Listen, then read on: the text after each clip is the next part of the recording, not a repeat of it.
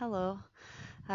Welcome to class. This is going to be, we were just talking about the length. I'm going to aim for about a 65 to 70-minute class, so a little bit over an hour, just so that we have a little bit of extra time to stay in postures. This is going to be a Yin Yoga class that I'm offering. My name's Alyssa, if we haven't met in person, and this is my partner, Tony, who is here demonstrating, practicing Yin with us.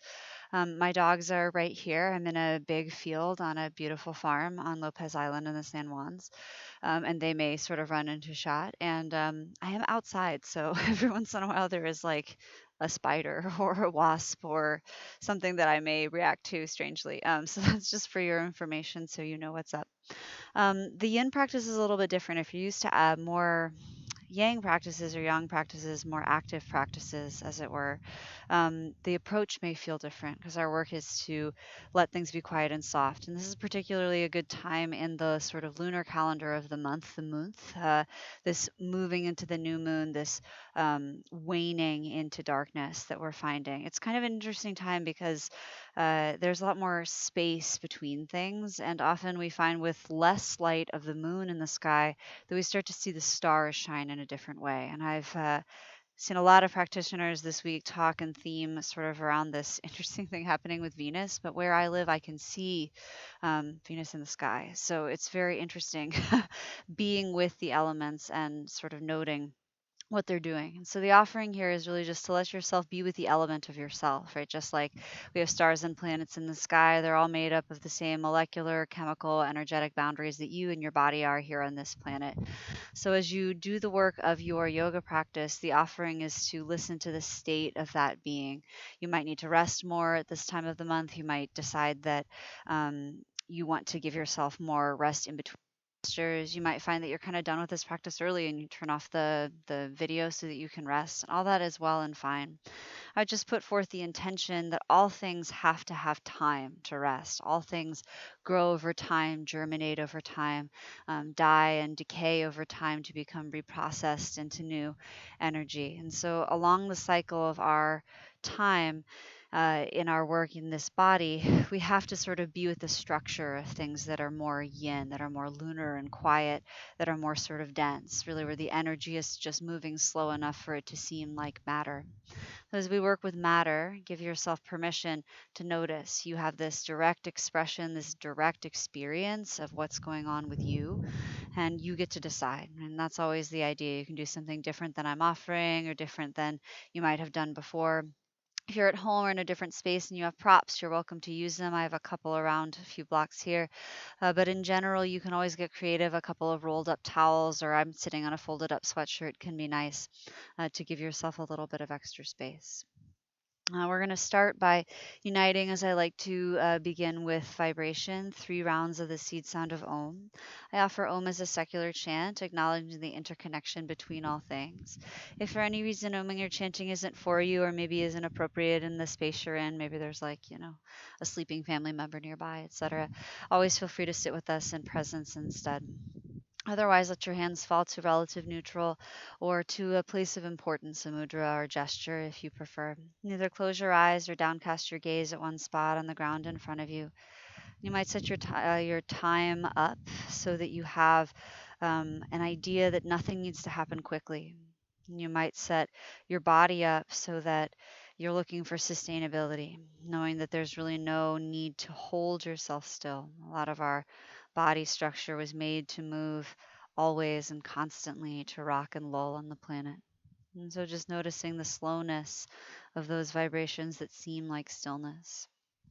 If you are joining and chanting to clear and prepare the energetic channel of your body, take a deep inhale in through your nose. And open mouth, exhale, HA. Inhale, prepare for Om.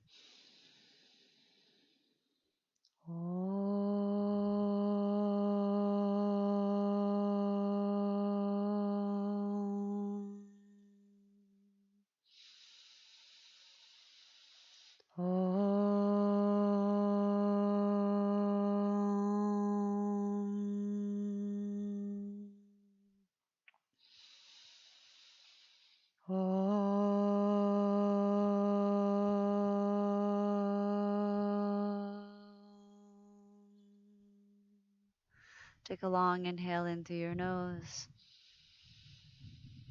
and a slow exhale out through your nose. Let's begin today in child's pose. And you can take a supported form of this shape. Sometimes it's nice to pad below your knees to put something beneath them. Sometimes it feels best to have your toes close and your knees wide. Some people choose to have their knees close and their toes close. If you like a supported form, you could roll up a pillow or a fluffy blanket and put it in between your legs to catch your body. And use blocks or stacked books or stacked fists to catch your hands, to catch your head with your hands. And choose any format that you like truly to arrive in this shape. Often I'll demonstrate these entrances to postures and come back out just to make sure you can hear me, and since we have a demonstrator especially. And the other pertinence to the postures is like the shapes really are tools. They're tools to help us pay attention to how things are. And so, if the tool is just helping you pay attention to the fact that you feel injurious to yourself or you're not able to be kind or at ease there, then allow that wisdom to spring forth, change your shape, be in a different position. And that's true really for all practices, but particularly for this one. And here in this first posture, I usually like to give a little bit of context to what the yin practice is. We go over our basic guidelines, our structure, and that just gives us a little bit of context. And that can be important, right, for our ability to get value out of our experiences or to understand, to retain knowledge out of our experiences. And of course, there's a lot of context to be understood with yoga. So this is just the briefest of brief. So this is a yin practice, and yin is a word that comes from really Chinese traditional medicine. And it's incredibly old and it takes a very long time to understand in complexity. But I think most of us have seen the yin yang symbol, which has another name, which I'll have to look up again, that I have been taught. It has its own name, that symbol. Probably seen it on like a patch in your jeans and you're a kid in the mall or whatever. But the idea of this duality is that they're really inseparable, right? We use polarity to understand holistic approach.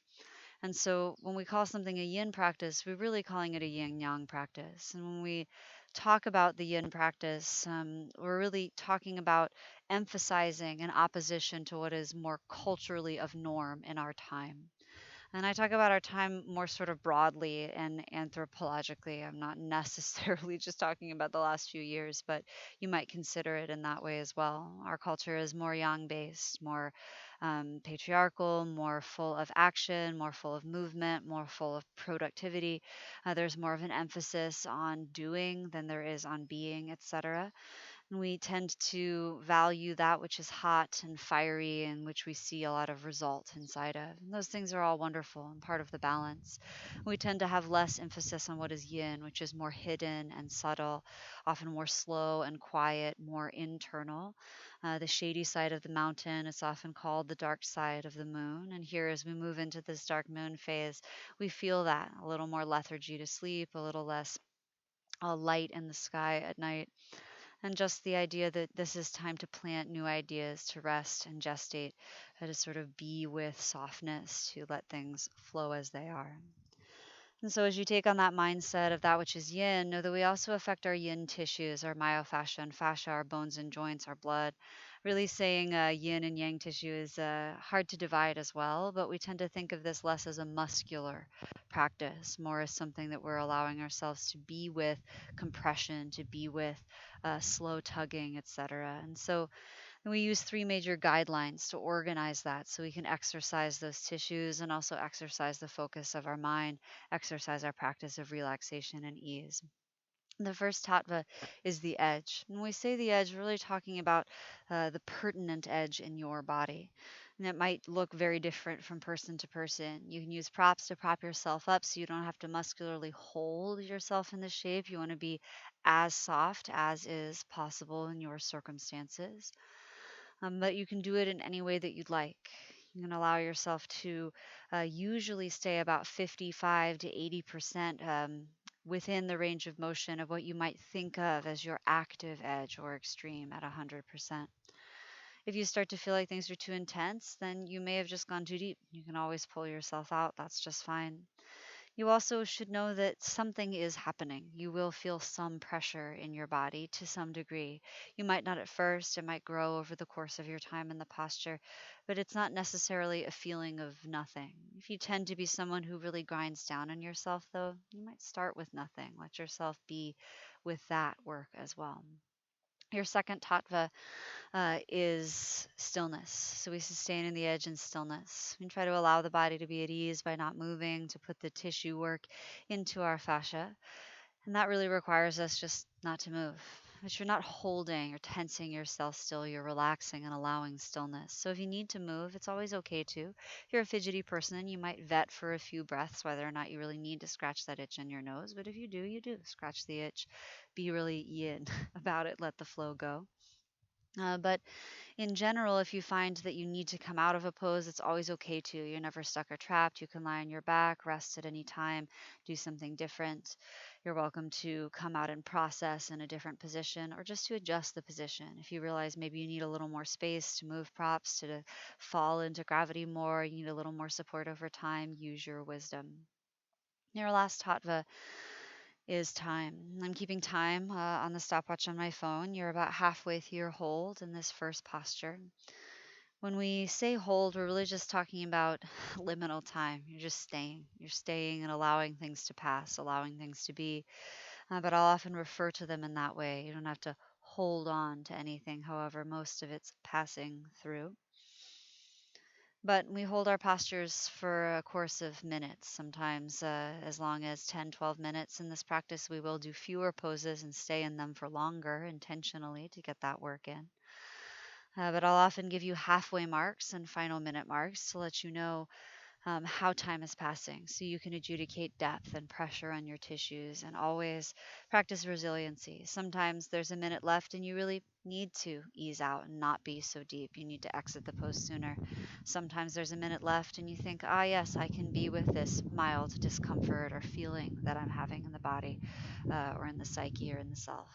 And so allow that work to be yours to adjudicate and remember to be kind. Really, relaxation is our optimal human condition. For much of the rest of this practice, I'll allow you silence to listen to the sounds around you, to listen and consider the experiences of your own mind. As you do this work, I just encourage you to notice, to pay attention, and to let that exploration be from a place of devotion and realization. You don't have to change how things are, you only are asked to observe them, to allow yourself to be real as you are kind.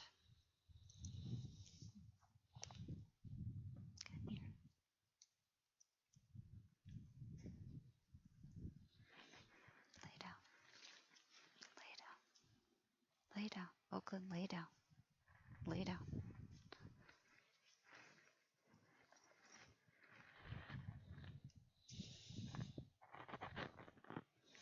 All right, you have just about 1 minute left in this first hold now that I've tucked in a chilly dog over there. A dog who's cold, not a chilly dog.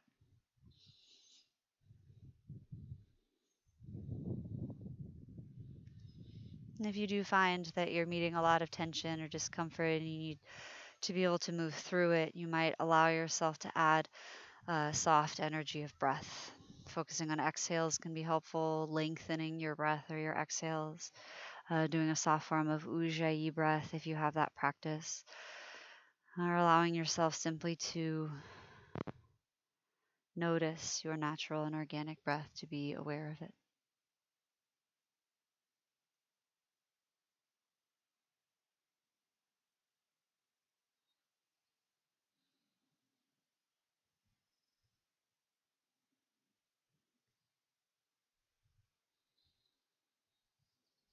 Very nice holding in this first posture. Over the course of the next 3 to 5, maybe 5 or 6 rounds of breath, begin to release your hold. Often we release from this shape by coming upward slowly, perhaps, and forward towards the hands and knees position. Remember, 5 breaths takes time, right? I just moved up a lot faster than you might. When you get there, there might be movement. You might feel stiff, go side to side. Maybe the knees need to stretch out long behind you and to allow compression to alleviate from those spaces. Stretch the arches of your feet or roll your neck around. Movement isn't required necessarily. You might decide that you want to be more still in your experience in between so that you can really notice and pay attention. Let subtle sensation and information emerge. All right. And as you're ready, you can come forward onto the front of your body. We're going to do the Sphinx pose next. As you come to a belly down position, bring your elbows forward, perhaps of your armpits, maybe underneath. Wider can be better if you want to let yourself sink down, or even letting the arms come more out long in front. You're always welcome to lie down on the belly direct. For some people, that's enough. A lot of the pressure here is compression in the lower back to put strength into that tissue, but also to allow it to learn adaptation to pressure in a soft and subtle way. So if you find you need more pressure, you could always elevate your chest. You could put a couple of cushions or pillows underneath your front rib cage. Some people prefer to bend the knees to create more pressure, let their feet hang towards the glutes, or you could hook them on a wall or on a chair. If holding up feels like neck work, you've gone too far. And a lot of this for many of us is a feeling like the shoulders are rounding forward and down.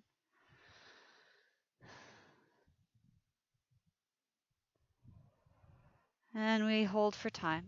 And for some of you, you might find that allowing your head to stay upright is best for your neck. Some of you might hang your head on a stack of books or a well-shaped prop, etc.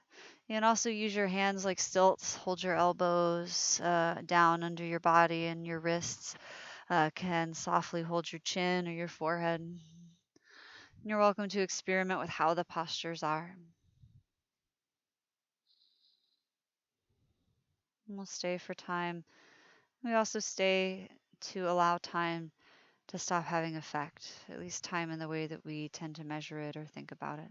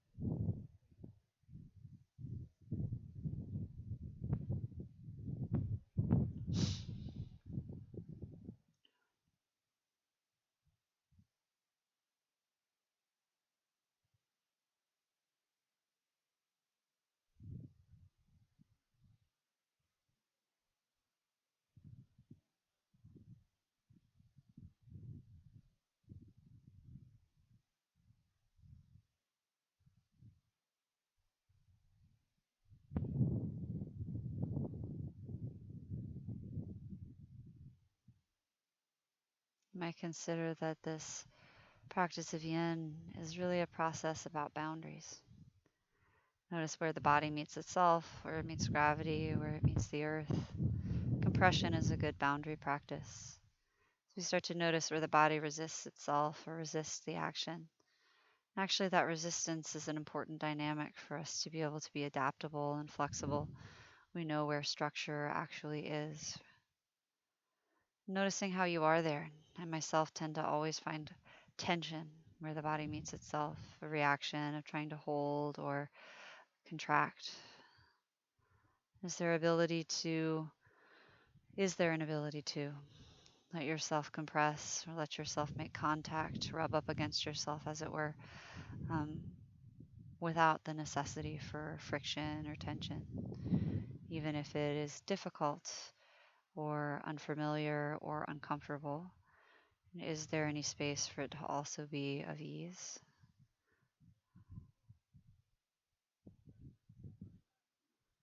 You're halfway through your hold in this posture. You might adjudicate your edge or sensation, something might need to change. If not, you might stay right where you are. Continue to observe, softening.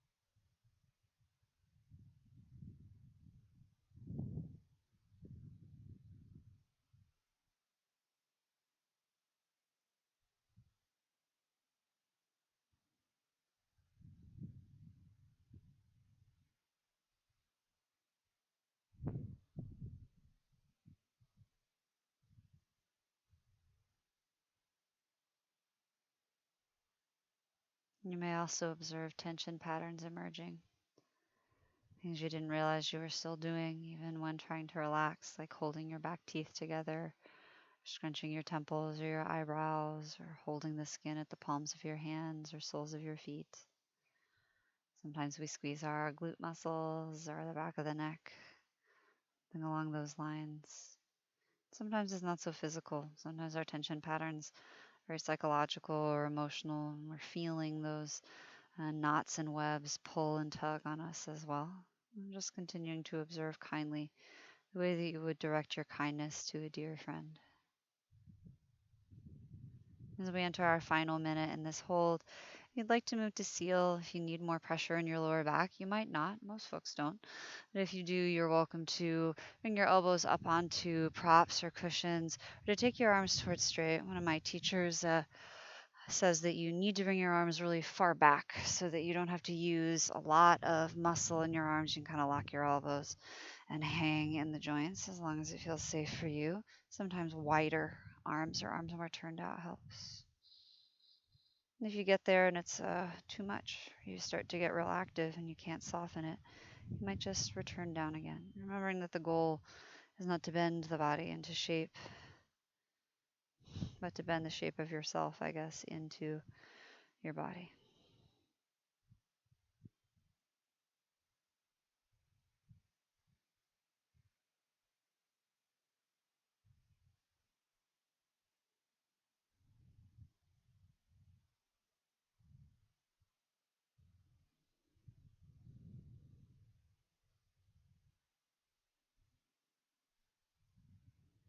And very gently over the next 5 to 6 breaths, start to release your pose. Take your time. You might even think your way through before you even begin, discerning support and softness. As you come down, you can lie your upper body all the way on the floor. You might turn one ear to the earth or stack hands underneath your forehead. You're welcome to wiggle here as well, sometimes rocking the sacrum from side to side. Dropping the knees from side to side feels required. You're going to do a little bit of sleeping infant pose. So turning your gaze to the right, bend your right knee and you can slide it along the ground, out and up towards your right elbow. So you look a little bit like a crawling infant. Some folks like to do this in a more upright stance, and if that's you, feel free in your chest. Otherwise, you might look to the right or you might turn your gaze and look to the left. Inside of a pose like this, we're going to do both sides and we'll stay for a little bit less time. It's a counter in the lower back, working into the front seam of the psoas and the inner groin. And always pad your knee if the ground is hard below it, pad your opposite hip, etc. If you find you're turning in a lot and your lengthened, straightened leg, you might kind of manually turn your thigh bone out in your hip socket, only if it feels of use to you. Continue to observe, feel, pay attention.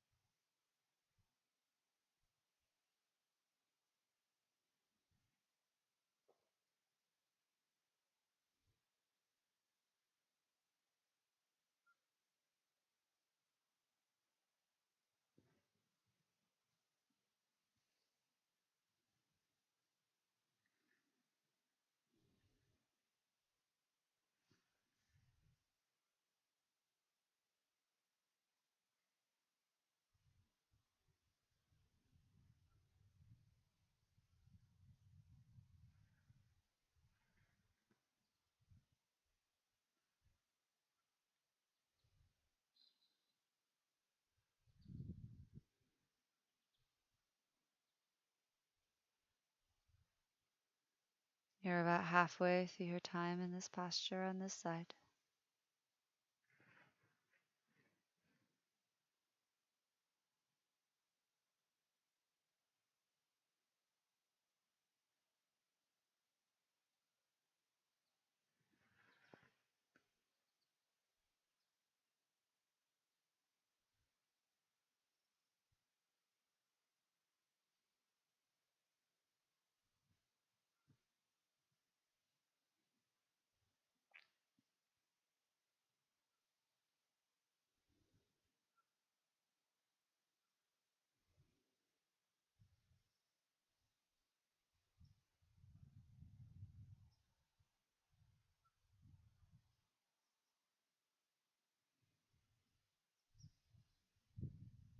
For the final minute here in this posture on this side, see if you can allow the area of your body around your hip socket, your lower back, and your leg to be as soft and receptive as possible.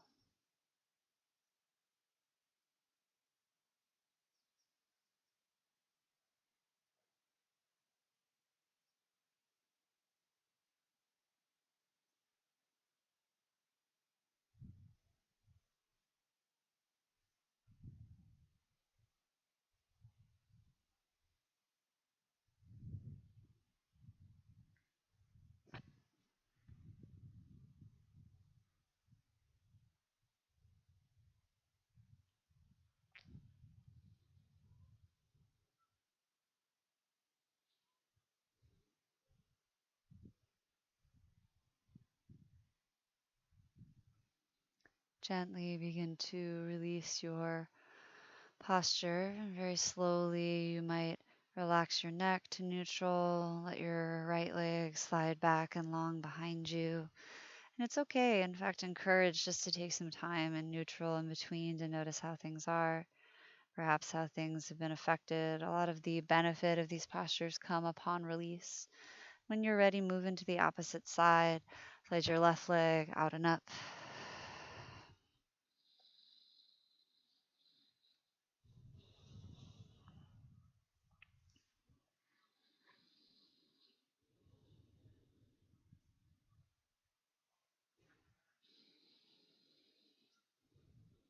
And things might be the same from side to side. Often they are, and comparatively, we can feel both. We have relationship between the right side and the left side kinesthetically already. But they might not be. You might require a different version of the shape from side to side. You might need it to look different. It might require more support. It might also just feel different from side to side, and that's also okay as well.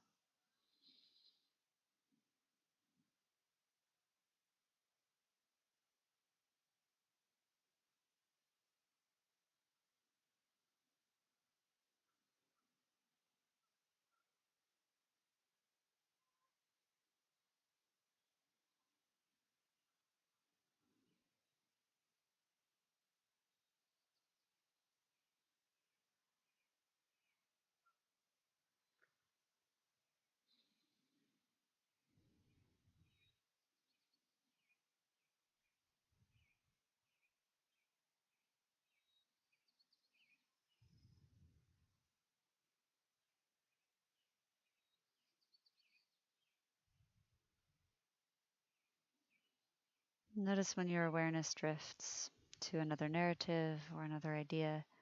Perhaps you pitch into the future, excitement and anticipation, expectation. Perhaps you lean into the past of memory or reverie or replaying.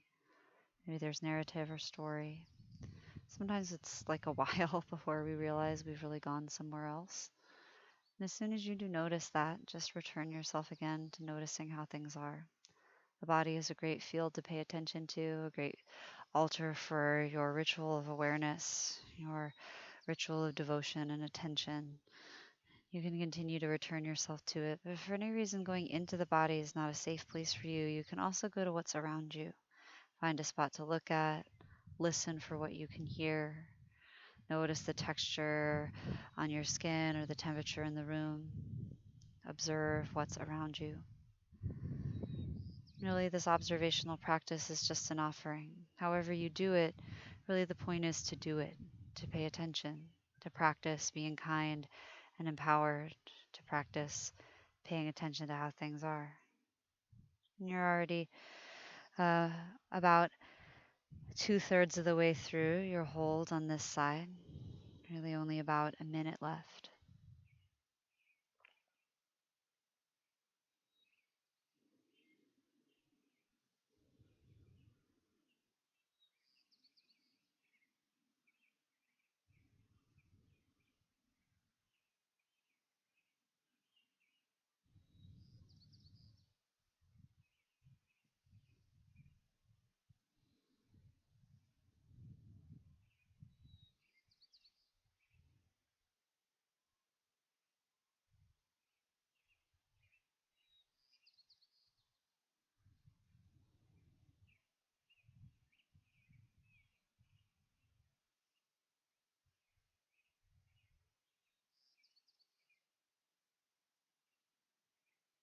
And very kindly, over the course of time, in the course of the next 5 or 6 rounds of breath, you can release your posture and slowly return your head to neutral or to counter, and perhaps slide your left leg back and long. You might again need to move. We're heading towards a seated position, so you can bring your hands underneath your upper body, use them to gently support you as you come up. You might find you need to move through actions when you're there, cows and cats, knee adjustments, etc. And I come to a seat. So if you find that sitting up in a cross legged position is not as good for you as sitting with your knees folded and your feet underneath you, feel free. You could also choose to sit up on the edge of something to help you tilt your pelvis up a little bit. I'm going to turn to face you because we're going to do a little bit of side body action in this leg folded shape. So if your legs are crossed, just notice which leg is crossed in front. And we're going to take an inhale to reach the arms up overhead. And on your exhale, you're going to side body bend towards the right. You can bring your right hand down. You can also rest an elbow on a block or a stack of books. Some people really like to have their left arm go up and over. I find it's too much in my neck, so I take the hand, turn it at the shoulder, and drop it behind my back instead. Let your head hang if you like. Let your shoulders relax. Let your jaw slacken. Think about allowing your left hip to stay relatively heavy so that you have some grounding. But if it lifts a little bit, ain't nothing wrong with that. It's still heading into gravity, into the floor or the earth.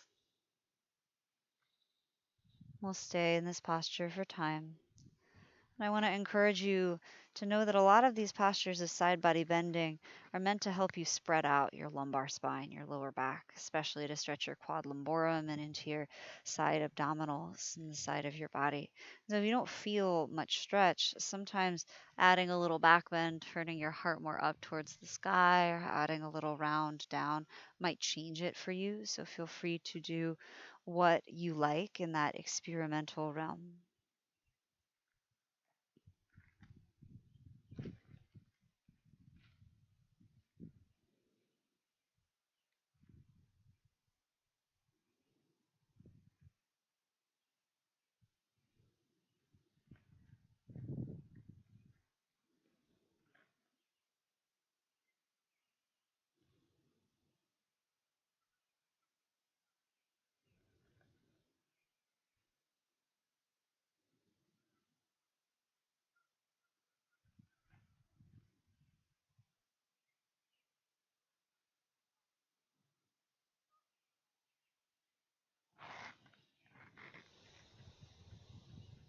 All right, you're about halfway through your time on this side.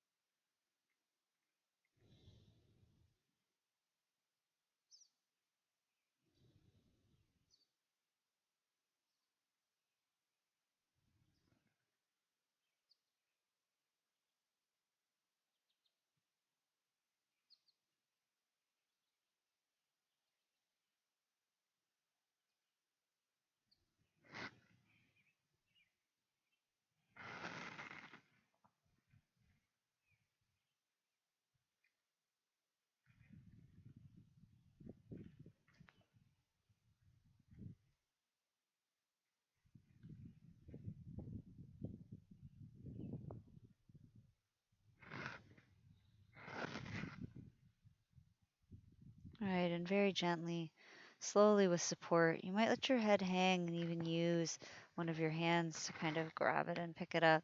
And take yourself gently back up towards the center of your network. Let's give our knees a little bit of a break. So take your legs out to a V shape. It need not be much wider than mat's distance apart for this particular action. We're not going to work on stretching through the inner groin, but instead on twisting. You can start to take your right hand around behind you. You could tent to the fingertips. You can lean back into it even if you like. We're going to start to turn and twist to the right. So you might take your left hand towards your right leg. And also use your left hand on your inner left knee, depending on where you meet range of motion. You're welcome to keep your knees as bent as you'd like to. You can look back, but try not to lead with your neck or your chin. Instead, think about finding that soft place, right? So you're not twisting as far as you possibly can. You're probably doing about 50% of that. Just noticing that even there, something's happening. Where is it happening in your body? What's working to stabilize the opposite end, your tail? Can you allow softness and ease to come into any gripping in your hips or your ankles?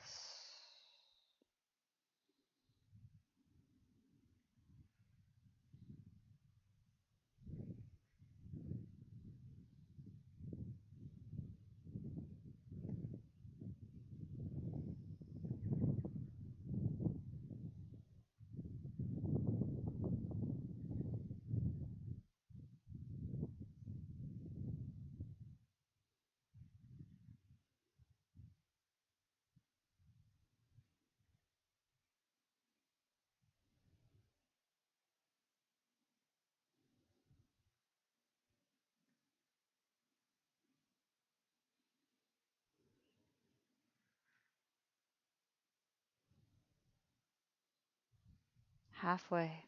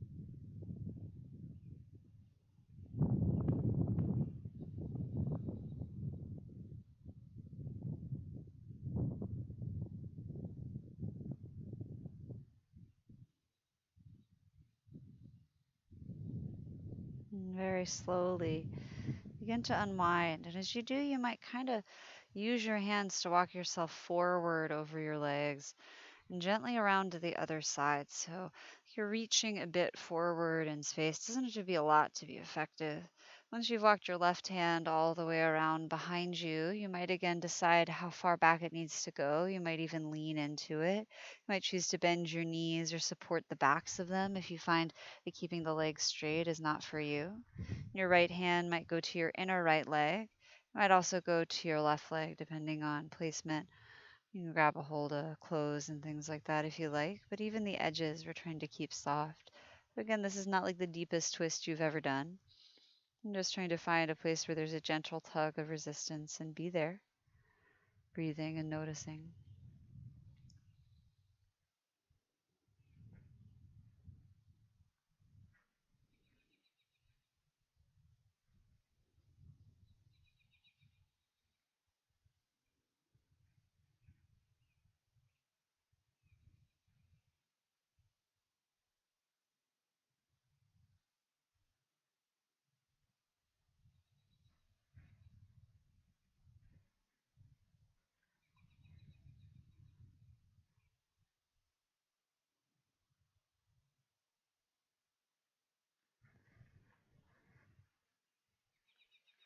Halfway.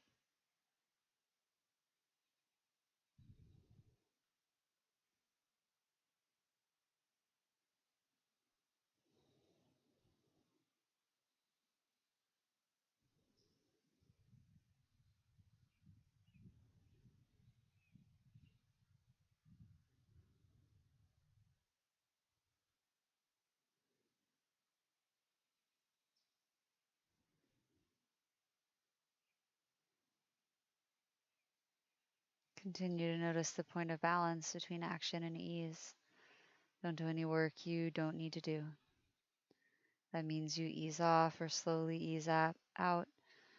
Slowly sort of slide back to original position over time a little. That's okay. Settling is natural. An action of gravity.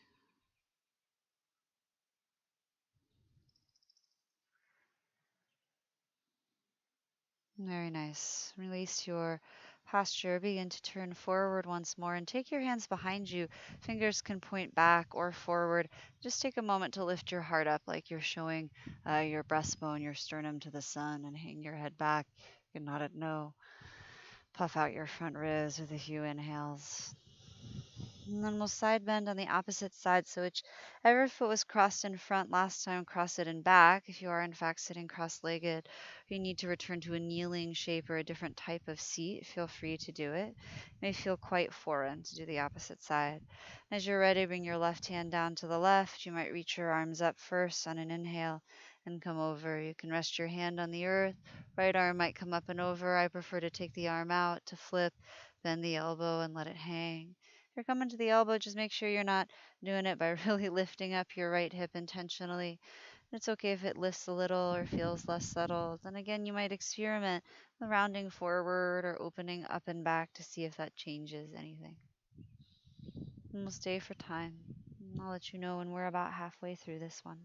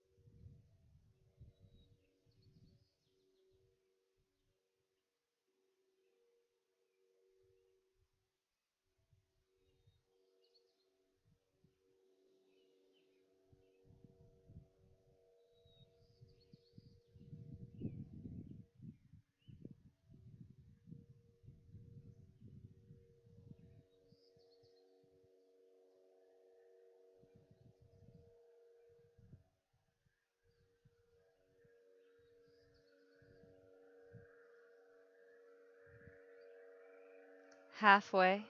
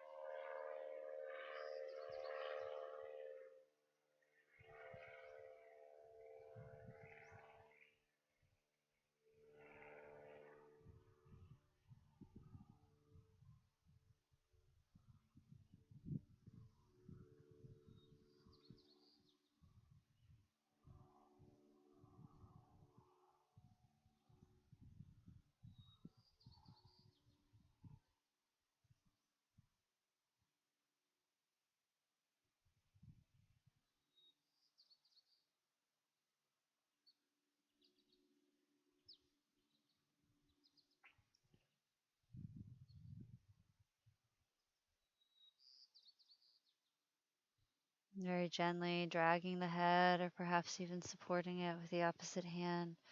Start to slowly release yourself back up to center.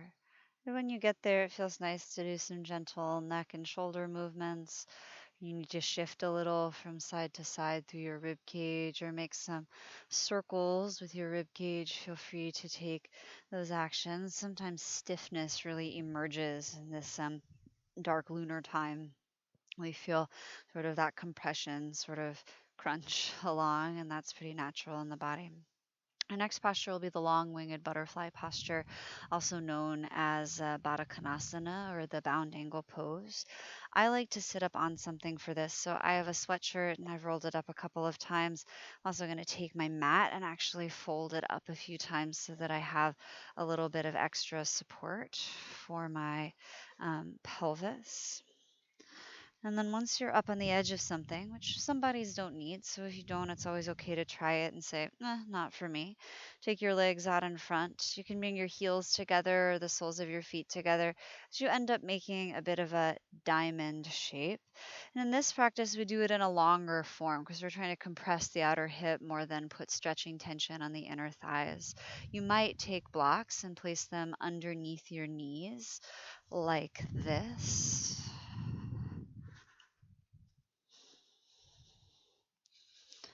Right wherever the edge is. You can also use books, cushions, pillows, etc., a nearby friendly pet to help you out with that point of compression or hold. And then you can fold forward. You don't have to, but if you'd like to fold forward, you might choose to hang your head. You could again catch your head in your hands using your lower arms like stilts and set up pillows to round over. We're trying to allow the folding action to put pressure on the lower back and to put pressure through the front seam of your pelvis and abdominal organs. Postures like this that do broad compressive actions over the yin spaces of the body, like the pelvis, the inner seams, inner armpits, inner organs, tend to have broad yin effect. And so it might be a lot of sensation. Always back out as much as you need to. Always adjudicate where true edge is for you. Nobody's going to win any prizes for being super mobile from a joint range perspective, particularly in this sort of work. It's all internal. Where do you feel edge? If you feel it, it's probably working.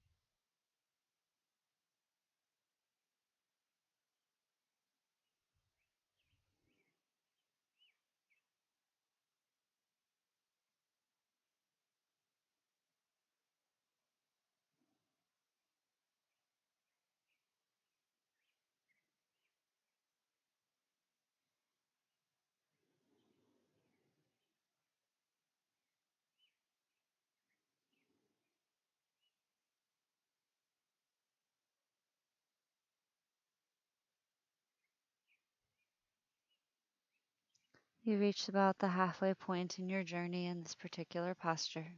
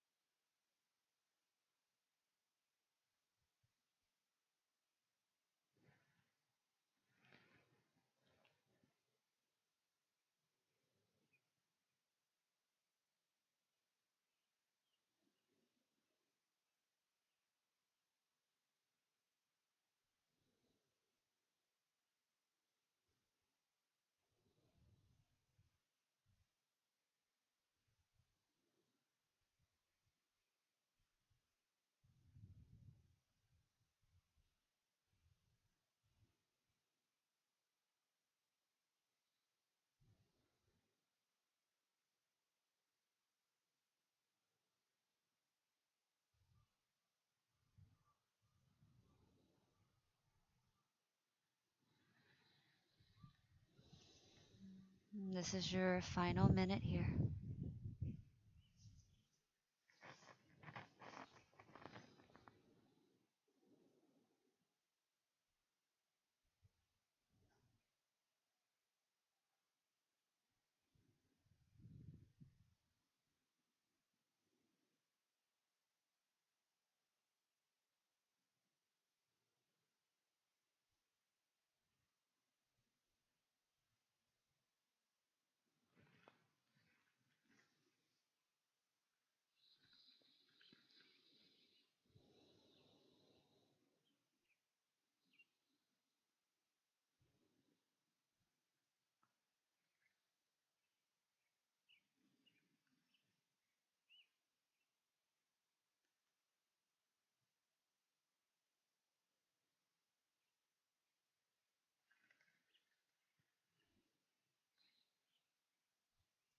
Very slowly and with great compassion, begin to release your posture, perhaps allowing the head to be the last thing to rise. I find that most of us find right away that we need to address the shoulders by lifting the chest, address the hips by placing the soles of the feet on the ground. You might knock your legs from side to side a few times, or again, walk your hands behind you. Lift your heart out towards the sun and hang your head back. We're heading to lying on the back next and do some resolving twists before heading into rest. And then you might find you need to move some props off to the side, etc., and so on. Once you're down on your back, take your time. Sometimes once you get down there, you realize that you need to pad your back because the ground is hard under your mat, etc., and you need a little more support. And that's always okay. I'm going to do this supine twisting. I'm going to teach the twisted root form as an object you might give a go. And you're also welcome to twist in a different way if you like. So for that action, you can bend your knees and plant the soles of your feet on your mat. You can cross your right thigh over your left like you're sitting in an office chair, or wrapping your legs up for Garudasana, the eagle pose. You might wrap at the knee, you might wrap again at the ankle. Then you'll scoot your whole pelvis over to the right and drop both of your knees to the left. If the twist is too much, the wrap of the legs is not for you. You can also stack right knee on top of left, both knees folded, or send your left leg out long across the length of your mat and drop your right knee over. Now, your knees might touch the ground, they might not. You might find you need to drop your knees down to feel settled, and your right shoulder doesn't stay on the ground, and that's okay. Maybe they both stay down. And instead of using effort to try to pin the edges down, see if you can imagine heaviness, softness, like a sandbag, or I like to think of like a friendly animal sitting on you, creating that space. And relax what you can, sending the right arm out or up to the right side to rest, or to rest your right shoulder on a pillow. Mm. Ooh.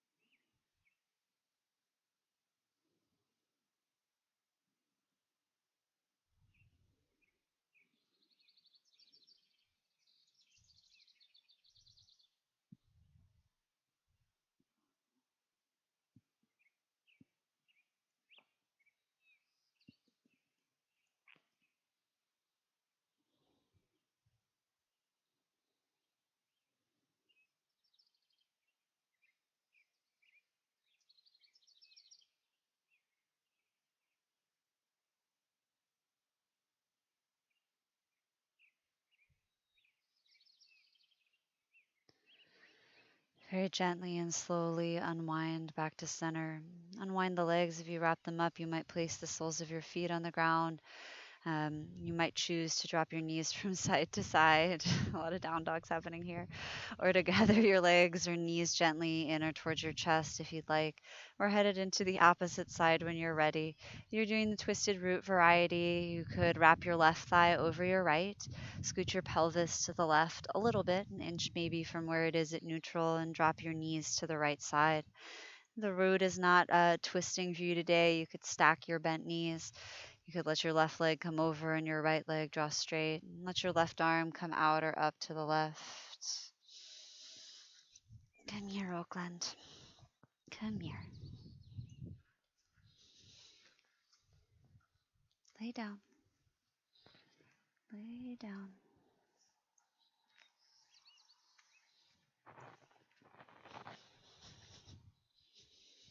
All right. It's off camera so you can't see it, but I'm wrapping up my dog because she's cold. So that's why I keep walking away. But she's wrapped up now, so.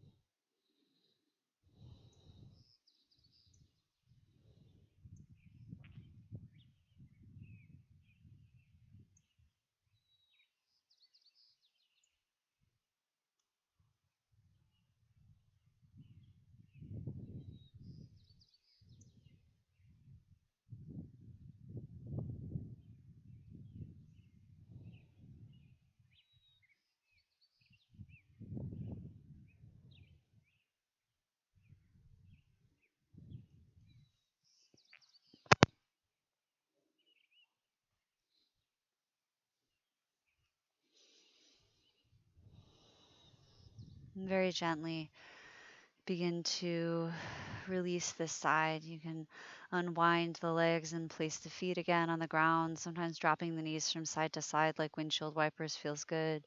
You're welcome to gather your knees into your chest as you start to assess movements or actions that'll help draw you towards rest. You might be planning to rest on your back in Shavasana. You might choose to take your legs up a wall if you're in a space with one, or knees up over the edge of a couch or chair, calf muscles hanging on them. You might choose to lay on your side of your belly instead of your back. You might choose to lie on your back with your legs long, like corpse pose, or to bend your knees and put the soles of your feet on the earth. Some people choose the hip stretch, the goddess, with the soles of the feet together, like the bound angle or butterfly we did earlier. If there's any other shape, action, choice that feels like it would be useful to you, feel free to take it. We'll rest in relative ease and softness. You can close the eyes if that feels right for you, or pick a spot to gaze at in the sky or on the ceiling. Letting your eyes sort of drift into vacancy is suggested. Let your body move slowly towards stillness. If you have any breath manipulation or last fidgets or actions still going on, let them resolve in your own timing towards softness, ease, stillness, space.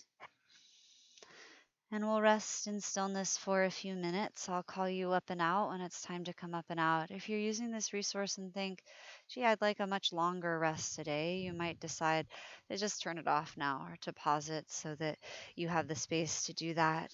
Otherwise, this is just a way to cap the end of your time so you don't fall asleep, as it were, so you know when to move on. And so we can seal our work with a little bit of offered ritual at the end. And really, this is just integration, softness, rest, allowing yourself again to pay attention. I'll call you out with chanting, call you out with direction when it's time to move on. Until then, pay attention to how things really are.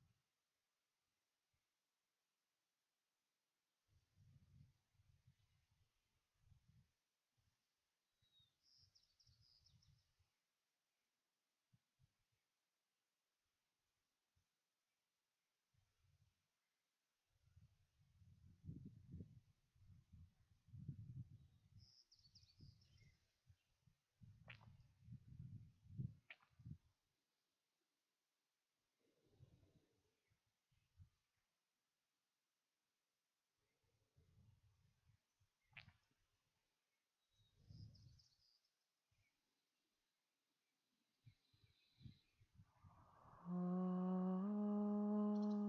Sana Vavatu Sahano Munaktu Saha Viryam Karavavahai Tejasvinavadi Tamastu Mavit Vashavahai Om Shanti Shanti Shanti.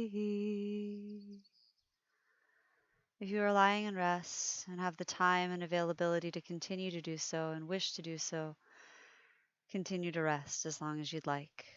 If you'd like to begin to return to action, begin to take your awareness down to your heart beating in your chest, and your blood moving in your veins, your natural organic breath filling and spilling, tidally falling and dropping in and out of your body. When the time comes to begin to create a path back to waking life, do it here by asking the breath to become a little longer, slower, smoother, or deeper. You rise again towards your awareness. And as the breath rises, you might find intuitive waking actions rise, like scrunching the face or running your tongue over your mouth surfaces, or spreading and opening the hands or the feet, the ankles or the wrists, wiggling the lips or the toes or the fingertips. You might take actions like stretching out or up, and over the next 5 or 6 slow rounds of breath, you can start to move in a way that brings you towards sitting. You might bring your knees into your chest on an exhale and roll to one side and gently draw yourself up. And as you take this time to transition back from the earth, I often take this time to ask you to notice and ask myself to notice the contributing factors to your practice. I like to put a special emphasis on the sacredness of that which is around us, the planet that we live on, the natural objects of earth and air, of water and fire, right, of the bones of our ancestors lying in the ground, the bones of our animal ancestors, the dust of the stars that settled here, right, etc., and the space between all of those things that we move through in our experience of consciousness. And as you rise towards sitting to seal the practice, that's a traditional chant in the lineage of Krishmanacharya. It's another old bit of text from one of the Vedic writings. And its overarching meaning is about our work together, our work creatively in community, or our work creatively with our different types of teachers. Means may we together be protected. May our work together bring us joy. May our work together be brilliant. This work for the betterment of all and all things. May we not fight, hate, or dispute with one another. May our work lead us towards universal, constant, and cosmic unified peace. If you wish, you can fold your hands in the Anjali Mudra, the prayer position, a symbol of non dualism, the idea that we have the wisdom to be able to bring together, to understand that reality and non reality are all born together. The things that seem disparate and oppositional are really of illusion. We find their meeting place where they become one. We know that all things are of continuum. Things like right and left, yin and yang, have a place where they meet. We understand meeting and union. We reconcile the unreconcilable with the compassion that lies in the cave of the heart. Thank you for your work, your action, your energy. If you wish, you can bring thumbs to the third eye, acknowledging that the mind must bow to the intuition of the heart.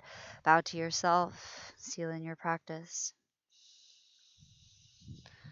Thank you for practicing. If you're still tuned in, thank you for allowing me to be a part of your work. I'm still getting used to filming and knowing that you're on the other side of this at maybe a different time than I'm making it.